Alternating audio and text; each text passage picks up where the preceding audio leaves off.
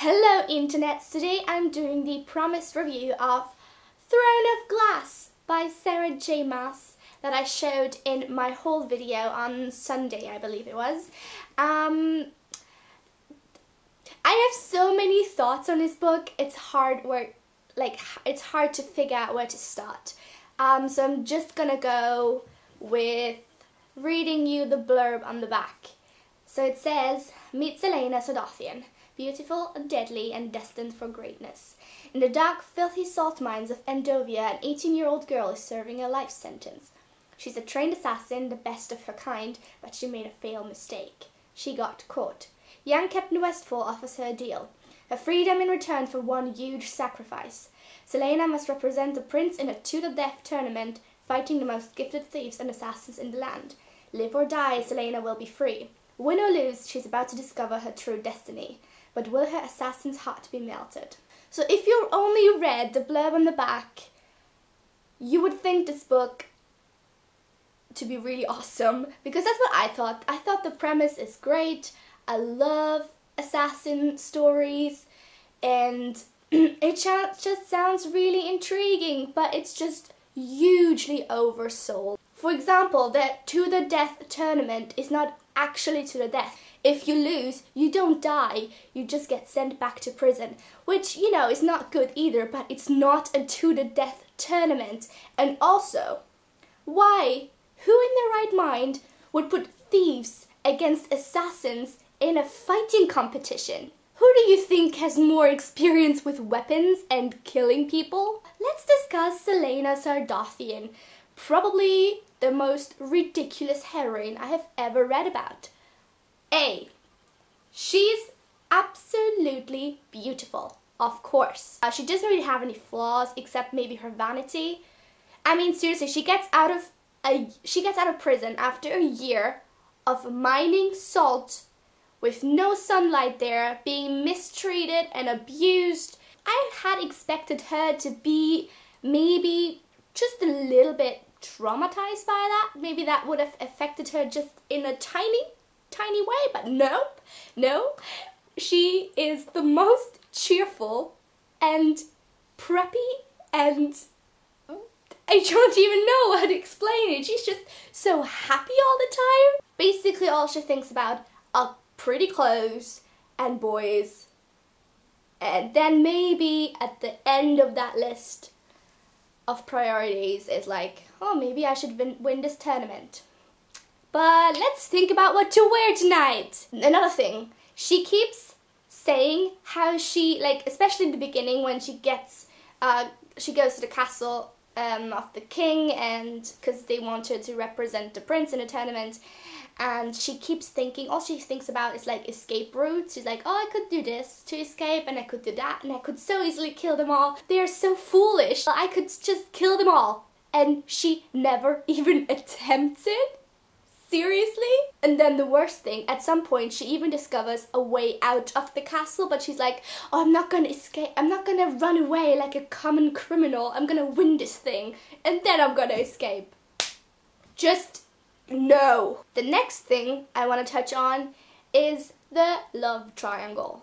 It's the sorriest excuse of a romance I have ever encountered. The crown prince and the captain of the guard, obviously, who has an unpronounceable name. I still don't know how to say it. All of them are obviously beautiful. The book makes a point out of making everybody of any interest beautiful. They even take it so far as to say there's one guard outside of her door, I think, called Ress, and one time he compliments her dress, and the author actually feels, I don't know, obligated to state that he's actually rather handsome. It's so juvenile. They're only attracted to each other because everybody's so good looking, and that's what their entire romance is based on. And then at the end she's not with anybody. It's very confusing, it's very strange, and not at all the kind of romance I like to read about. Next thing, the world. I think that the world that Miss Maas created in this book would have does have some potential. I think there are some elements to it, like the word, how do you pronounce that? W-Y-R-D, word, I don't know. These gates and the marks, that whole thing seemed really, really interesting, and also with the Fae and stuff. I thought like, oh, that's so awesome.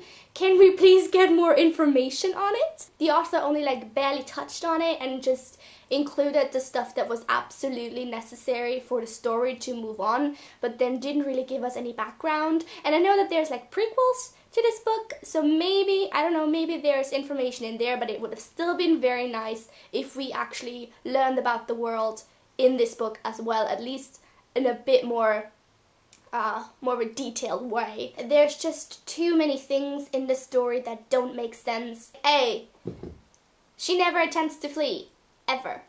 B, the minute the Crown Prince meets her, he basically sends all the guards away and gets much too close to her, actually within her killing range, and she even thinks about killing him, but she doesn't do it for whatever reason. Number 3, both the Crown Prince of Adalan, as they keep mentioning, and the captain of the freaking Royal Guard seem to have nothing better to do than to keep visiting Selena in her rooms at the most random times of the day. Why? Do you not have any important things to think about? Maybe the freaking murders that are happening, but no one cares. And it takes about 5 other people to die before they realize that maybe there's something a little wrong. So all in all, the story was pretty boring, I have to say. There were some plot twists in there.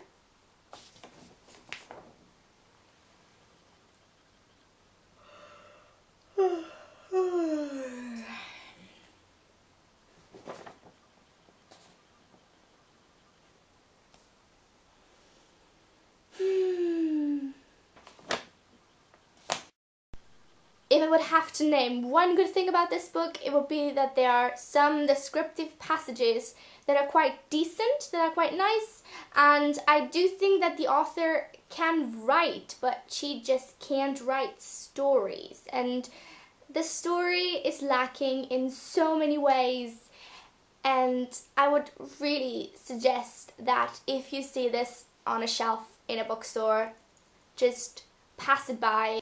This is probably the worst book I've read in a very, very long time. Yeah, so I hope you enjoyed this video, even though it was pretty much a rant on this horrible book. Let me know what you thought if you ever read this book. I would love to hear your opinions on it. And yeah, leave a comment with whatever you want to say, because, you know, freedom of speech and all that. And I'm gonna see you soon. Bye!